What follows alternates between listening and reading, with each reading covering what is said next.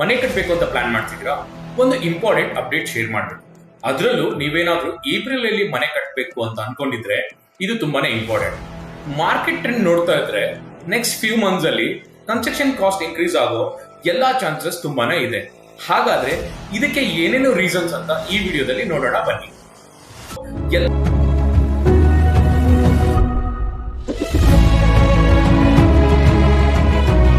Price changes ಕೇವಲ ಒಂದು guess ಅಲ್ಲ, ಇದು ಈಗ ಮಾರ್ಕೆಟ್ ನಲ್ಲಿ ನಡೀತಿರುವ ಚೇಂಜಸ್ ನ ಕನ್ಸಿಡರ್ ಮಾಡಿ ಹೇಳ್ತಾ ಇರೋದು. ಸೊ ಅದರಲ್ಲಿ ತುಂಬಾ ಇಂಪಾರ್ಟೆಂಟ್ ಆಗಿರೋದು ಈಗಿನ ವಾರ್ ಸಿಚುವೇಶನ್, ಜೊತೆಗೆ ಅದರಿಂದ ಆಗ್ತಕ್ಕಂಥ ಫ್ಯೂಯಲ್ ಕಾಸ್ಟ್ ವೇರಿಯೇಷನ್, ಜೊತೆಗೆ ನಮ್ಮ ಸೆಂಟ್ರಲ್ ಗವರ್ಮೆಂಟ್ ಮತ್ತೆ ಕರ್ನಾಟಕ ಸ್ಟೇಟ್ ಗವರ್ಮೆಂಟ್ ಅಲ್ಲಿ ನಡೆದಂತ ಬಡ್ಜೆಟ್ ಡಿಸಿಷನ್ಸ್ ಏನಿದೆ, ಇವೆಲ್ಲ ಇಂಡೈರೆಕ್ಟ್ ಆಗಿ ಕನ್ಸ್ಟ್ರಕ್ಷನ್ ಕಾಸ್ಟ್ ಮೇಲೆ ಎಫೆಕ್ಟ್ ಆಗ್ತಾ ಇದೆ. ಒಂದು ಸಿಂಪಲ್ ಎಕ್ಸಾಂಪಲ್ ತಗೊಂಡ್ರೆ, ಫ್ಯೂಯಲ್ ಪ್ರೈಸ್ ಸ್ವಲ್ಪ ಜಾಸ್ತಿ ಆದ್ರೆ ಆಟೋಮೆಟಿಕಲಿ ಅದು ಟ್ರಾನ್ಸ್ಪೋರ್ಟ್ ಮೇಲೆ ಎಫೆಕ್ಟ್ ಆಗುತ್ತೆ. ಸೊ ಟ್ರಾನ್ಸ್ಪೋರ್ಟೇಷನ್ ಕಾಸ್ಟ್ ಇನ್ಕ್ರೀಸ್ ಆಗುತ್ತೆ. ಸೊ ಈ ಇನ್ಕ್ರೀಸ್ ಆದಂತ transportation cost steel, cement, tiles ಮತ್ತೆ ಬೇರೆ ಎಲ್ಲ ಕನ್ಸ್ಟ್ರಕ್ಷನ್ ಮೆಟೀರಿಯಲ್ಸ್ ಮೇಲೆ ಕಾಸ್ಟ್ ನ ಎಫೆಕ್ಟ್ ಆಗುತ್ತೆ. ಸೊ ಇದು ಡೈರೆಕ್ಟ್ ಅಲ್ಲ, ಇಂಡೈರೆಕ್ಟ್ ರಿಯಾಕ್ಷನ್ ಎಫೆಕ್ಟ್ ಆಗುತ್ತೆ. ಅಂದ್ರೆ ಜಸ್ಟ್ ಮೆಟೀರಿಯಲ್ ಅಲ್ಲ, ಅದು ಒಂದು structural backbone. So footings, columns, beams, slab ಈ ಎಲ್ಲ ವರ್ಕ್ ಸ್ಟೀಲ್ ಮೇಲೆ ತುಂಬಾನೇ ಡಿಪೆಂಡ್ ಆಗಿರುತ್ತೆ. ಸೊ ರೀಸೆಂಟ್ ಮಂತ್ ಅಲ್ಲಿ ಸ್ಟೀಲ್ ನ ಪ್ರೈಸ್ ಅರೌಂಡ್ 10 to 15% ಇನ್ಕ್ರೀಸ್ ಆಗಿದೆ, ಬಟ್ ಅದು ನಾವು ನೋಟಿಸ್ ಆಗಿಲ್ಲ. ಸೊ ಇದು ಸ್ಕ್ವೇರ್ ಫೀಟ್ ಮೇಲೆ ನಿಮಗೆ 30 ರಿಂದ 80 ರೂಪಾಯಿವರೆಗೂ ಇಂಪ್ಯಾಕ್ಟ್ ಆಗ್ಬಹುದು. ಅದು ನಿಮ್ಮ ಡಿಸೈನ್ ನ ಕಾಂಪ್ಲೆಕ್ಸಿಟಿ ಮೇಲೆ ಡಿಪೆಂಡ್ ಆಗಿರುತ್ತೆ. ಸಿಂಪಲ್ ಡಿಸೈನ್ ಇದ್ರೆ ಸೊ ವೇರಿಯೇಷನ್ ಕಾಸ್ಟ್ ಸ್ವಲ್ಪ ಕಡಿಮೆ ಎಫೆಕ್ಟ್ ಆಗ್ಬಹುದು. ಹೈಯರ್ ಡಿಸೈನ್ ಇತ್ತಂತಂದ್ರೆ ನಿಮ್ಮಲ್ಲಿ ಏನಾದ್ರು ಸ್ಪ್ಯಾನ್ಸ್ ಆಗಿರ್ಬೋದು, ಸೆಕ್ಷನ್ಸ್ ಆಗಿರ್ಬೋದು ದೊಡ್ಡದಿತ್ತು ಅಂತಂದ್ರೆ ಆಟೋಮೆಟಿಕಲಿ ಡಿಸೈನ್ ಅಲ್ಲಿ ಜಾಸ್ತಿ ಸ್ಟೀಲ್ ನ ಆಡ್ ಆಗುತ್ತೆ. ಸೊ ಅದು ನಿಮ್ಮ ಕಾಸ್ಟ್ ಮೇಲೆ ಎಫೆಕ್ಟ್ ಆಗುತ್ತೆ.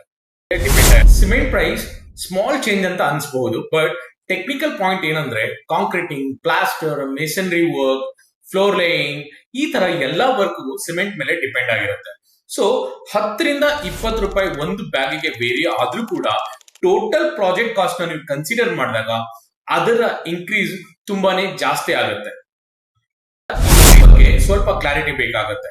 So electrical wiring, earthing, panel, switches ಇಲ್ಲೆಲ್ಲ ಕಾಪರ್ ನ ಯೂಸ್ ಆಗುತ್ತೆ. ಸೊ ಈ ಎಲ್ಲಾ material copper based material. So copper ಒಂದು international commodity. So global price increase ಆದ್ರೆ ಡೈರೆಕ್ಟ್ ಆಗಿ ಇಂಪ್ಯಾಕ್ಟ್ ಆಗುತ್ತೆ. ಆಲ್ರೆಡಿ ಕಾಪರ್ ಲಾಸ್ಟ್ 3-4 ಮಂತ್ಸ್ ಇಂದ ಎವ್ರಿ 10 days 15 days ಗೆ ಇನ್ಕ್ರೀಸ್ ಆಗ್ತಾನೆ ಬರ್ತಾ ಇದೆ. ಸೊ ಯೂಶುವಲಿ ನಮ್ಮ ಕನ್ಸ್ಟ್ರಕ್ಷನ್ ಅಲ್ಲಿ ಎಲೆಕ್ಟ್ರಿಕಲ್ ವರ್ಕ್ ಗೆ 8 to 12% ನ ಬಡ್ಜೆಟ್ ನ ಅಲೋಕೇಟ್ ಮಾಡಿರ್ತೀವಿ, ಬಟ್ ಈಗ ಅದು ಇನ್ಕ್ರೀಸ್ ಆಗಿದೆ. ಸೊ ಅದು ಕೂಡ 2 ರಿಂದ 3% ಆಡ್ ಆನ್ ಆಗುತ್ತೆ. ಸೊ 8 ರಿಂದ 100% ಇದ್ದಿದ್ದು ನಿಮಗೆ 10 ರಿಂದ 15% ತನಕ ಅದರ ಬಡ್ಜೆಟ್ ಬರ್ತಾ ಇದೆ. ಸೊ ಇದು ಕೂಡ ನಿಮ್ಮ ಕನ್ಸ್ಟ್ರಕ್ಷನ್ ಕಾಸ್ಟ್ ಮೇಲೆ ಎಫೆಕ್ಟ್ ಆಗ್ತಾ ಇದೆ. ಸ್ಟೇಜ್ ಅಲ್ಲಿ ಕಾಸ್ಟ್ ಕಂಟ್ರೋಲ್ ಮಾಡೋದು ಸ್ವಲ್ಪ ಕಷ್ಟವಾಗಬಹುದು. ಸೊ ಪೇಂಟ್ ಏನಿದೆ ಇದು crude oil dependent. So crude oil price ಏನಾದ್ರು ಇನ್ಕ್ರೀಸ್ ಆದ್ರೆ ನಿಮ್ಮ ಪೇಂಟಿಂಗ್ ಕಾಸ್ಟ್ ಕೂಡ ಇನ್ಕ್ರೀಸ್ ಆಗುತ್ತೆ. ಜೊತೆಗೆ ವುಡ್ ಮತ್ತೆ ಪ್ಲೈವುಡ್ ಏನಿದೆ ಅದು ಕೂಡ ಇಂಪೋರ್ಟ್ ಮೇಲೆ ಡಿಪೆಂಡ್ ಆಗಿರುತ್ತೆ. ಸೊ ಅಲ್ಲಿ ಕೂಡ ಲಾಜಿಸ್ಟಿಕ್ ಏನಾದ್ರು ಎಫೆಕ್ಟ್ ಆಯ್ತು ಅಂತಂದ್ರೆ ಅದು ಕೂಡ ನಿಮಗೆ ಪ್ರೈಸ್ ಆಡ್ ಆನ್ ಆಗುತ್ತೆ. ಸೊ ಈ ಎಲ್ಲಾ ಪ್ರಾಬ್ಲಮ್ಸ್ ಇಂದ ನಿಮ್ಮ ಇಂಟೀರಿಯರ್ ಕಾಸ್ಟ್ ಏನಿದೆ ಅದು ಹತ್ರ 50,000ದಿಂದ 2 ಲಕ್ಷ ತನಕ ಕೂಡ ಕಾಸ್ಟ್ ಅಲ್ಲಿ ವೇರಿಯೇಷನ್ ಆಗಬಹುದು. ಲೇಬರ್ ಕಾಸ್ಟ್ ಇದು ತುಂಬಾ important point. Material rate increase ಆದ್ರೂ ಲೇಬರ್ ಸ್ಟೇಬಲ್ ಇದ್ರೆ ಹೇಗಾದ್ರೂ ಮಾಡಿ ಅಡ್ಜಸ್ಟ್ ಮಾಡಬಹುದು. ಬಟ್ ಇವಾಗ ಲೇಬರ್ ಕಾಸ್ಟ್ ಕೂಡ ಜಾಸ್ತಿ ಆಗಿದೆ, ಮತ್ತೆ ಡೈಲಿ ವೇಜಸ್ ಏನಿದೆ ಅದು ಕೂಡ ಇನ್ಕ್ರೀಸ್ ಆಗಿದೆ. ಸೊ ಮೆಟೀರಿಯಲ್ ಪ್ಲಸ್ ಲೇಬರ್ ಎರಡು ಸೇರಿದ್ರೆ ಡಬಲ್ ಇಂಪ್ಯಾಕ್ಟ್, ಅಂದ್ರೆ ಆಟೋಮೆಟಿಕಲಿ ನಿಮ್ಮ ಕನ್ಸ್ಟ್ರಕ್ಷನ್ ಕಾಸ್ಟ್ ಜಾಸ್ತಿ ಆಗ್ತಾ ಇದೆ. ಲೇಬರ್ ರೀಸೆಂಟ್ ಆಗಿ ಸೆಂಟ್ರಲ್ ಗವರ್ಮೆಂಟ್ ಮತ್ತೆ ಸ್ಟೇಟ್ ಗವರ್ಮೆಂಟ್ ಬಡ್ಜೆಟ್ ನೋಡಿದ್ರೆ ಕೂಡ ಇನ್ಫ್ರಾಸ್ಟ್ರಕ್ಚರ್ ಪ್ರಾಜೆಕ್ಟ್ಸ್ ಮೇಲೆ ತುಂಬಾನೇ ಫೋಕಸ್ ಮಾಡಿದ್ದಾರೆ, ಮತ್ತೆ ಇನ್ಫ್ರಾಸ್ಟ್ರಕ್ಚರ್ ಪ್ರಾಜೆಕ್ಟ್ ಇನ್ಕ್ರೀಸ್ ಆಗಿದೆ.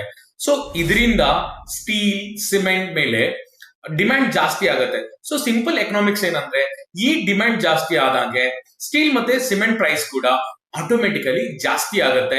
ಅದು ನಮ್ಮ ಕನ್ಸ್ಟ್ರಕ್ಷನ್ ಕಾಸ್ಟ್ ಮೇಲೆ ಅಫೆಕ್ಟ್ ಆಗುತ್ತೆ. ಏನಂದ್ರೆ ಸೊ ಈ ಎಲ್ಲಾ ಕಂಡೀಷನ್ ನ ಸಿಂಪಲ್ ಆಗಿ ಹೇಳ್ಬೇಕಂದ್ರೆ ಸೇಮ್ ಪ್ಲಾನ್ ಇವಾಗ ಸ್ಟಾರ್ಟ್ ಮಾಡಿದ್ರೆ ಒಂದ್ ಕಾಸ್ಟ್ ಇರುತ್ತೆ.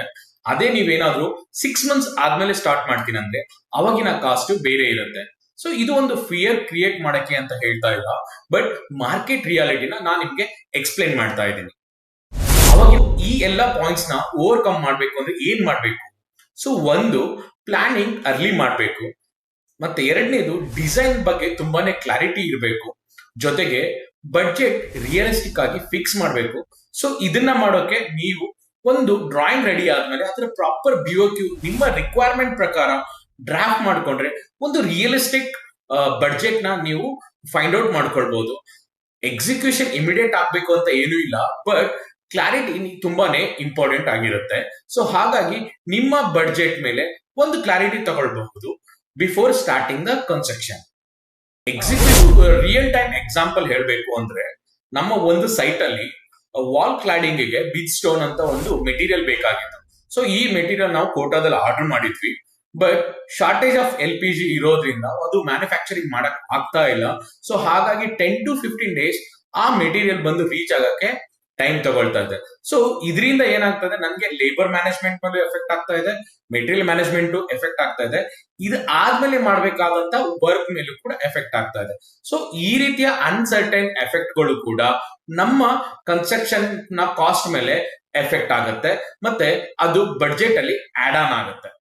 ಮತ್ತು ಇದನ್ನೆಲ್ಲ ನೋಡಿದ್ರೆ ಕನ್ಸ್ಟ್ರಕ್ಷನ್ ಕೇವಲ ಕಾಸ್ಟ್ ಮ್ಯಾಟರ್ ಅಲ್ಲ, ಪ್ಲಾನಿಂಗ್ ಪ್ಲಸ್ ಟೈಮಿಂಗ್ ಕೂಡ ತುಂಬಾ ಇಂಪಾರ್ಟೆಂಟ್.